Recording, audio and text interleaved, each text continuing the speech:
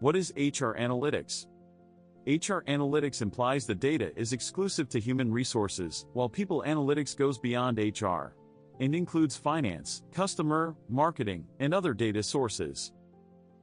It refers to the method of analytics that can help managers and executives to make decisions about their employees or workforce. Before we get into the different types of HR analytics, it's important to have an overall understanding of what it is. In simple terms, HR analytics is the collection and interpretation of human resources data to support evidence-based decisions. This method is also referred to as people analytics, talent analytics, or workforce analytics. HR analytics is a tool that correlates HR data to organizational goals and demonstrates how HR initiatives are making an impact. This insight shows what is effective and where improvement is needed. With data readily available, HR leaders can answer questions and propose solutions with concrete evidence.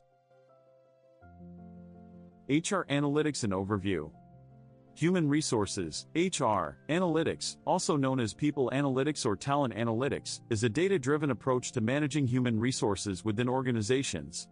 It involves the collection, analysis, and interpretation of data related to employees and their work environments to make informed decisions that enhance organizational effectiveness and performance.